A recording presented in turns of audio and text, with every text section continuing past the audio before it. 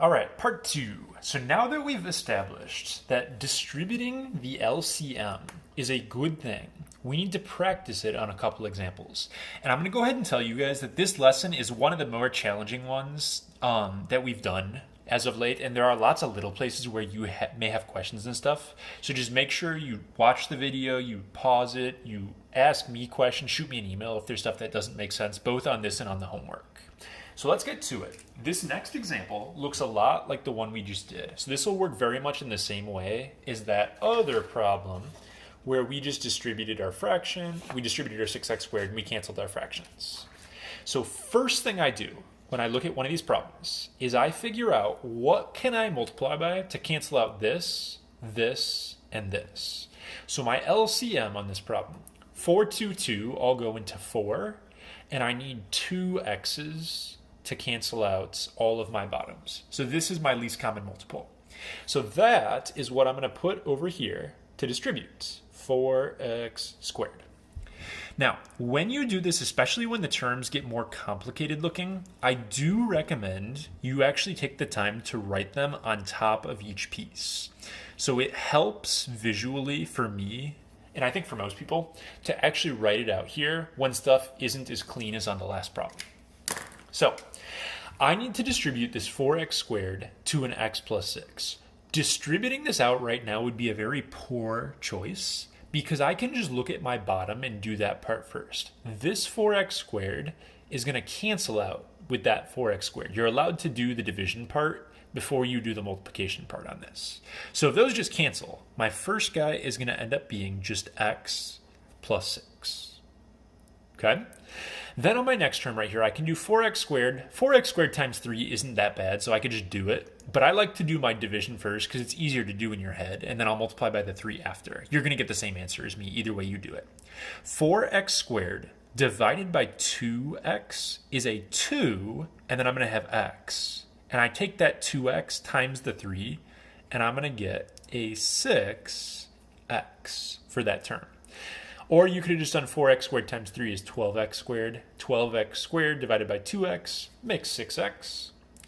And on my last term over here, 4x squared, I'm going to do my division first. Divided by 2x squared is a 2. X's cancel. And then I distribute my 2 to both of those. I'm going to get 2x and plus 8.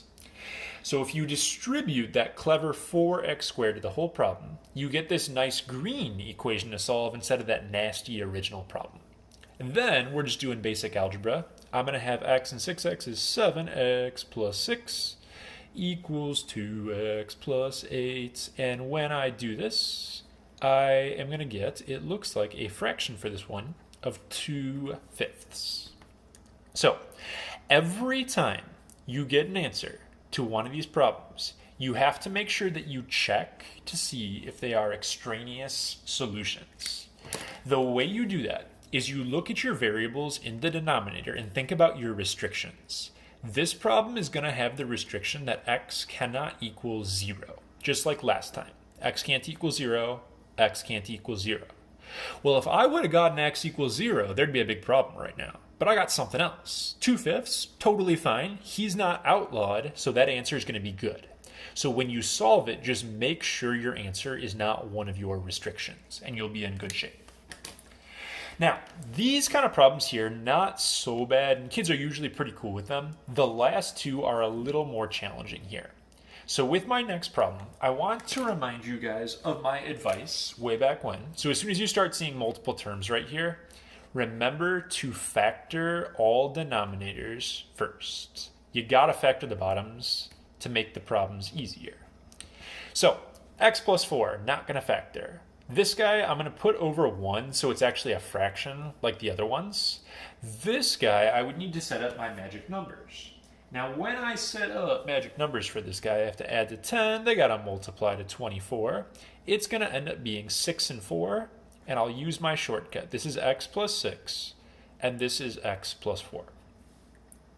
So if you picture what I'm going to distribute to this problem, I gotta have an x plus 6 in what I distribute, because what's supposed to happen is my bottoms are supposed to cancel out. Well, if I don't have an x plus 6, this isn't going to go away right here. Well, I also need to have an x plus 4. If I don't have x plus 4, that wouldn't cancel out. So I'm going to distribute these two parentheses to each of my terms, x plus 6 and x plus 4. And I super recommend you write them above each term like I'm doing right here. You can put it out front like there, but it's better to see them on each piece. You have to be consistent and you have to do the same thing to everybody in the problem. So, simplification time. If I look at this problem, my first guy has x plus 4. That's going to cancel with x plus 4. This x plus 6 is extra, like it's not going to cancel with anything, but I have to do this because I need it over here. You have to be consistent and do the same thing everywhere. So my first fraction, I've got that 2, but I've also got that x plus 6. You could write it like this, or you can go ahead straight to distributing it out. It'll be 2x plus 12 on my first guy. My second guy was just the number 1, so when I put over 1, nothing is going to cancel right here with either of those. So you're going to have 1 parenthesis, parenthesis. You're going to have to FOIL these out, distribute a 1. That will end up saying x squared plus 10x plus 24. So that piece right there did not clean up super great. My last piece, though, over on this side, my x plus 6s are going to cancel. My x plus 4s are going to cancel. So all that's left on that part is the number 4. So this step right here is where things get a little crazy looking. If you walked up to this problem right now, this looks like a mess. I took this guy factored, and I knew I needed those parentheses to each part because I wanted to cancel out all of my bottoms. So now I'm in cleanup mode, and it's time to just solve and combine like terms and stuff. And this guy is a quadratic, so that should not bother you guys in the slightest. Most of the problems in this section do tend to factor because they want clean answers. They don't want you to do quad formula and stuff like that. So generally, when you're given one of these, they should work out nice. So all I did is I combined like terms, and then I subtracted over my 4. This would be magic number time. And if you do that, you're going to get x plus 4, x plus 8. I'm skipping the steps on the magic numbers. So my solutions to this problem are going to be x equals negative 4 and x equals negative 8. But here's the thing. You got to train yourself when you get your answers to make sure they're not extraneous. If you look back, the numbers that were outlawed, I had x plus 4 in the bottom. Got to have x can't equal negative 4. Also, I have a 1, that's not a big deal. I had x plus 6 in the bottom, so x can't equal negative 6 either. Well, I got two answers, negative 4 and negative 8. Negative 8 is fine.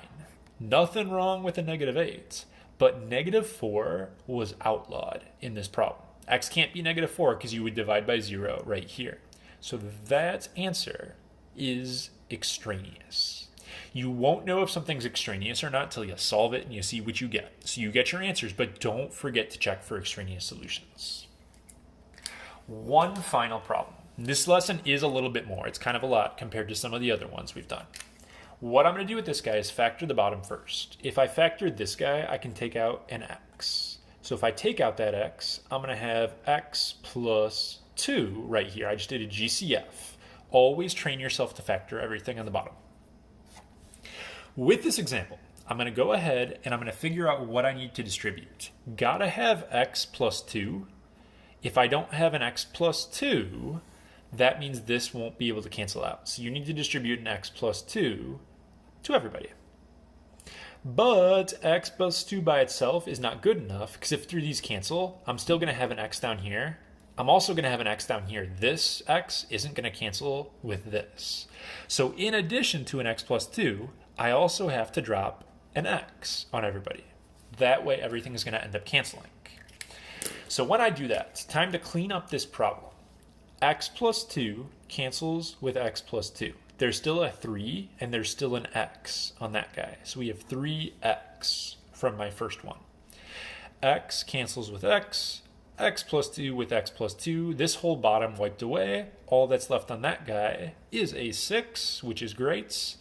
And things are looking real good so far, but on the right side, x cancels with x. Oh gosh, I've got two parentheses right here. I've got 3 minus x and I've got x plus 2. Well, I have to FOIL this and this together, and I have to get my right side cleaned up. So if I do that, these are going to be by pieces. I'm going to have a negative x squared, I'm going to have a plus x, and a plus 6.